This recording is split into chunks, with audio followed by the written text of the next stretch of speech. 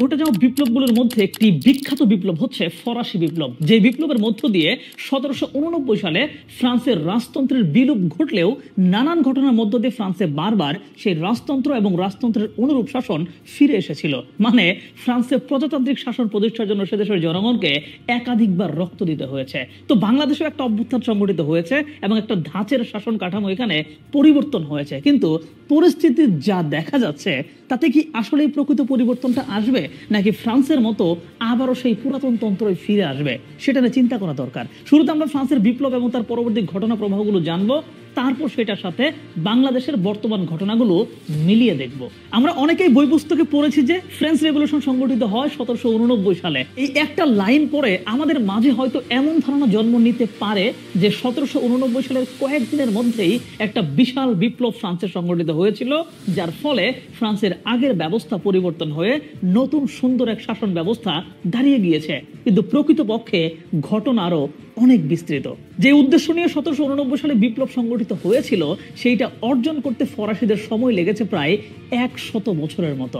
সংক্ষেপে সেই আলোচনায় প্রবেশ করে চলেন। তবে যারা আমার চ্যানেলে এখনো নতুন কিংবা যারা পুরাতন বাট এখনো চ্যানেলটা সাবস্ক্রাইব করেন নাই, চ্যানেলটা একটু সাবস্ক্রাইব করে দেন, আমি খুশি হব।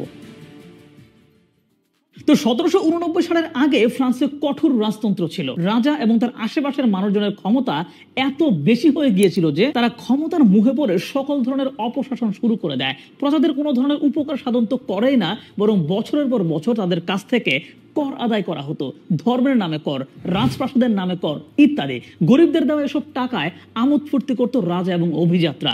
এরকম চলতে চলতে 1750-এর পর থেকেই মূলত ফ্রান্সে অর্থনৈতিক দুরবস্থা তৈরি হতে থাকে। 1770 সালের পরে শাসকের ব্যর্থতা এবং অদ্ভুত রাষ্ট্র কাঠামোর ফলে ফ্রান্সের অর্থনীতি আরো খাদের কিনারে চলে আসে। বেশি বেশি কর আদায় করেও সেই সংকট দূর করতে পারছিল না ফরাসি সরকার, কারণ উপরের মহলের বিলাসী জীবন এতটাই বেশি ছিল আর সিস্টেমটা এতটাই নষ্ট হয়ে গিয়েছিল যে কোনোভাবেই অবস্থা স্বাভাবিক হচ্ছিল না। তো পুরো ব্যাপারটা বুঝতে আমাদের ফ্রান্সের ওই সময়ের শাসন কাঠামোটাও খুব ভালো করে বুঝতে হবে। চলুন সেটা খুব সংক্ষেপে বুঝে নেই। সে সময় মানে 1600 সালের আশেপাশের দিকে ফ্রান্সের রাজতন্ত্রের অধীনে 3টি স্টেট ছিল, মানে জনগণের মধ্যে 3টি বিভাজন ছিল। প্রথম ভাগে ছিল যাজকরা, মানে ধর্মীয় নেতা এবং ধর্মীয় প্রতিষ্ঠান সংক্রান্ত মানুষজন। এরা মোট জনসংখ্যার 1% কম ছিল, কিন্তু ক্ষমতা এবং ভোগ বিলাসে ছিল সবচেয়ে বেশি। দ্বিতীয় স্টেটে ছিল অভিজাত সম্প্রদায়। এরা মূলত রাজদরবারের নানা সরকারি কর্মকর্তা এবং এদের আশেপাশের মানুষজন। এছাড়াও কিছু কর্ম ছিল যেগুলো মানুষকে অভিজাত ক্যাটাগরিতে ফেলতো, মূলত টাকাওয়ালা মানুষ আর কি। এরা ছিল মোট জনসংখ্যার 1.5% মতো, কিন্তু মোট জমির 3 ভাগের 1 ভাগই ছিল এদের অধিকারে। কিন্তু এরা কিন্তু সরকারকে কোনো ধরনের কর দিত না, বরং যারা জমি চাষ করত তাদের কাছ থেকে নানান রকম কর আদায় করত। আর তৃতীয় স্টেটটা ছিল মূলত যাজক এবং অভিজাতের বাইরের বাকি জনগণ। এদের মধ্যে কৃষক, ছোট ব্যবসায়ী, শ্রমিক, স্বাধীন কৃষক, ভাগ চাষী, ক্ষেত মজুর ইত্যাদি মানুষজন ছিল। সংখ্যায় ছিল এরা মোট জনসংখ্যার 97%, কিন্তু সুযোগ সুবিধার ক্ষেত্রে এরা ছিল সবচেয়ে পিছিয়ে। বিভিন্ন ধরনের কর দিতে দিতে এদের অবস্থা খারাপ হচ্ছিল দিন দিন। 1600 সালের আশেপাশের সময়টাতে ফ্রান্সে কোনো আইন বানাতে হলে এই 3 সম্প্রদায়ের প্রতিনিধিদেরকে নিয়ে স্টেটস জেনারেল বসতো। এই সভায় মোট সদস্য ছিল 1214 জন, যেখানে যাজকদের পক্ষ থেকে ছিল 308 জন, অভিজাতদের পক্ষে ছিল 285 জন, আর তৃতীয় সম্প্রদায়ের পক্ষে ছিল 621 জন মানুষ। কিন্তু সমস্যা হচ্ছে ভোট কিন্তু মাথা পিছু ছিল না। এক একটা সম্প্রদায়ের জন্য একটা করে ভোট ছিল, মানে অভিজাতদের সকল প্রতিনিধি মিলে একটা ভোট, যাজকদের সকল প্রতিনিধি মিলে একটা ভোট এবং তৃতীয় সম্প্রদায়ের সকল প্রতিনিধি মিলে একটা ভোট। এই 3টা মাত্র ভোট, আর কোনো সিদ্ধান্তের ক্ষেত্রে 2টা ভোট একদিকে পড়লেই সেই সিদ্ধান্ত পাশ হয়ে যেত। তার মানে বুঝতেই পারতেছেন অভিজাত এবং যাজকটা তো প্রায় একই রকম ছিল, তাই তাদের পক্ষের সকল সিদ্ধান্তই মূলত পাশ হতো। আর সংখ্যায় বেশি হওয়া সত্ত্বেও তৃতীয় সম্প্রদায় কোনোদিনও কোনো সিদ্ধান্ত তাদের পক্ষে পাশ করাতে পারেনি। এভাবে কর দেওয়ার ইস্যু কিংবা সুবিধা আদায় ইস্যু, এরকম সকল ক্ষেত্রেই নিজেদের পক্ষে সিদ্ধান্ত আদায় করেছে প্রথম 2 পক্ষ, আর তৃতীয় স্টেট বঞ্চিত হয়ে যেত যুগের পর যুগ। তবে এই যে স্টেটস জেনারেল বা 3 সম্প্রদায়কে নিয়ে সভা আয়োজন, এইটাও কিন্তু বন্ধ হয়ে যায় 1614 সালে। তখন থেকে রাজার কথাতেই সব চলতো। রাজা মূলত চলতো অভিজাত এবং যাজকদের সহায়তা নিয়ে, আর রাষ্ট্রের সকল সুযোগ সুবিধা ভোগ করত এই অভিজাত আর যাজক শ্রেণী। এইভাবে চলতে চলতে 1770 সালের পর যখন প্রবল অর্থনৈতিক সংকট ফ্রান্সে দেখা দেয়, তখন রাজার পক্ষ থেকে একাধিক অর্থমন্ত্রী নিয়োগ করা হলো। এবং তারা সংকট থেকে উত্তরণের জন্য অভিজাত এবং যাজকদের উপর কর ধার্য করতে বলেন। কিন্তু এই অভিজাত এবং যাজকরা কর দিতে অস্বীকৃতি জানায়। এদিকে অর্থনৈতিক সংকট প্রকট আকার ধারণ করায় গ্রামে গ্রামে প্রকট খাদ্য সংকট দেখা দেয়। মানুষ কাজ এবং খাবারের খোঁজে শহরে চলে আসে। শহরের জায়গায় জায়গায় তারা বিক্ষোভ করা শুরু করে। তখন উপায় না পেয়ে রাজা ষোড়শ লুই অভিজাত এবং যাজকদের উপর কর ধার্য করার সিদ্ধান্ত নিয়েই নেন।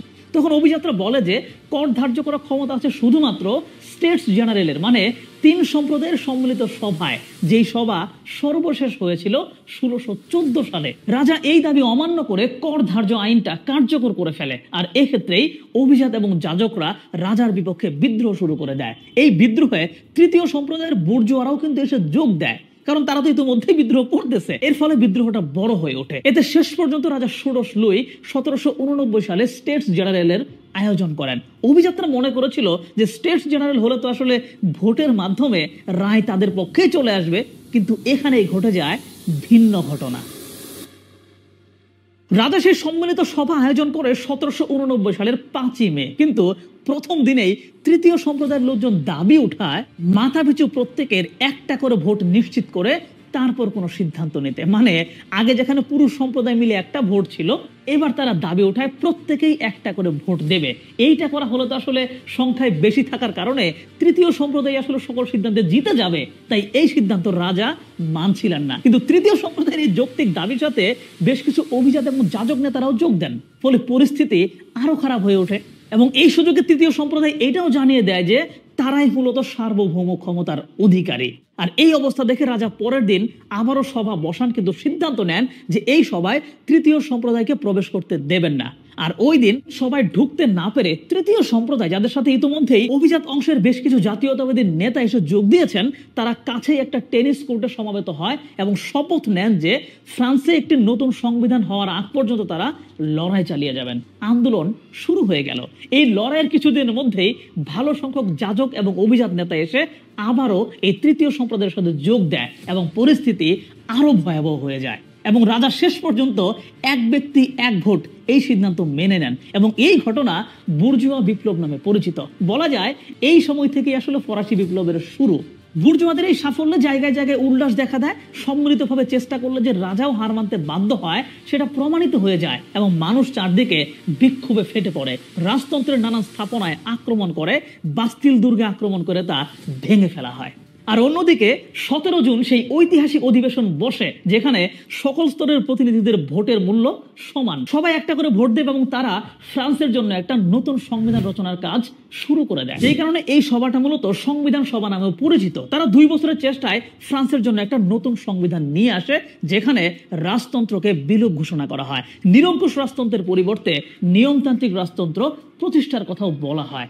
যদিও বিপ্লবীদের একটা অংশ চাচ্ছিল যে পুরোপুরি রাজতন্ত্র উচ্ছেদ করে দিতে, কিন্তু সেটা সম্ভব হয় না। যাই হোক, পুরো ব্যবস্থাটা তখন ঢেলে সাজানো হয়, মানুষের অধিকারের স্বীকৃতি দেওয়া হয়, আইন, অর্থনীতি, বিচার এবং গির্জার পুনর্গঠনও করা হয়। যেহেতু রাজতন্ত্র নিয়মতান্ত্রিক ভাবে ছিল, তাই এতদিন রাজাও ছিলেন। আর রাজার নিরাপত্তা নিশ্চিত করেছে বিপ্লবীদের নেতা মিরাবো। কিন্তু বিপ্লবী নেতা মিরাবো হঠাৎ মৃত্যুবরণ করলে রাজা তার নিরাপত্তা নিয়ে চিন্তায় পড়ে যান। তিনি পালিয়ে যাওয়ার চেষ্টা করেও ব্যর্থ হন। তখন বিপ্লবীদের মধ্যে উগ্র অংশটা পুরোপুরি রাজতন্ত্র উচ্ছেদ করার সিদ্ধান্ত নেয়। এমন সময় পাশের দেশ প্রুশিয়া, যেখানে আজকের জার্মান রাষ্ট্র অবস্থিত, সেখানকার সেনাবাহিনী থেকে ঘোষণা আসে যে ফরাসি রাজপরিবারের নিরাপত্তা বিঘ্নিত হলে প্যারিস শহর তারা ধ্বংস করে দেবেন। এই কথা শুনে ফ্রান্সের বিপ্লবী জনতা বিশ্বাস করে যে রাজার সাথে বিদেশি যোগাযোগ আছে এবং বিদেশিদের সাথে নিয়ে রাজার ষড়যন্ত্রও হয়তোবা অব্যাহত আছে। ফলে উত্তেজিত জনতা রাজতন্ত্র বিরূপ করার জন্য বিক্ষোভ শুরু করে এবং রাজপ্রাসাদ আক্রমণ করে। রাজাকে বন্দী করা হয় এবং রাজতন্ত্রের একদম সমাপ্তি আঁকা হয়। যেহেতু রাজতন্ত্র এবং রাজা নাই, তার মানে কিছুদিন আগে যে একটা সংবিধান বানানো হয়েছে সেই সংবিধানটাও নাই। এইটা দ্বিতীয় ফরাসি বিপ্লব নামে পরিচিত। এরপর 1792 সালে আবারও আইন বানানো হয়। 25 বছর বয়স্ক সবাইকে ভোটাধিকার দেওয়া হয় এবং গণভোটের মাধ্যমে একটা আইনসভা গঠন করা হয়, যার নাম দেওয়া হয় জাতীয় মহাসভা। 1792 সালের 21 সেপ্টেম্বর এই মহাসভার প্রথম অধিবেশন বসে এবং রাজতন্ত্র আইনগতভাবে বাতিল করা হয়। বিপ্লবীদের মধ্যে একটা দল ছিল জ্যাকোবিন, যারা রাজার মৃত্যুদণ্ড দাবি করেছিল এবং 1793 সালে রাজাকে দুনিয়া থেকে সরিয়েও দেওয়া হয়। তার মানে 1789 সালে বিপ্লব শুরু হলো, পুরোপুরি রাজতন্ত্র উচ্ছেদ হলো 1793 সালে এসে। কিন্তু এর মধ্য দিয়ে সংকট সমাধানের পরিবর্তে আরো নানান নতুন নতুন সংকট এসে হাজির হতে থাকে। যেহেতু ফ্রান্সের বিপ্লবী গোষ্ঠীর রাজতন্ত্রকে একদম শেষ করে দিয়েছে, তাই আশেপাশের রাজতান্ত্রিক শক্তিগুলো একজোট হয়ে ফ্রান্সের বিপক্ষে অবস্থান নেয়। অভ্যন্তরীণ যে বিশৃঙ্খলা তা কোনোভাবেই সমাধান করা যায় না। অর্থনৈতিক অবস্থার উন্নয়ন না হওয়ায় জনগণ বিক্ষোভ করে এবং প্রকাশ্যে সরকারের বিরুদ্ধাচরণ করতে থাকে। দেশে বিদেশি গুপ্তচর তাদের কাজ শুরু করে দেয়। রাজতন্ত্রের নতুন সরকারের বিপক্ষে ব্যাপকভাবে মাঠে নামে, যার ফলে সরকার কোনোভাবেই পরিস্থিতি সামাল দিতে পারছিল না।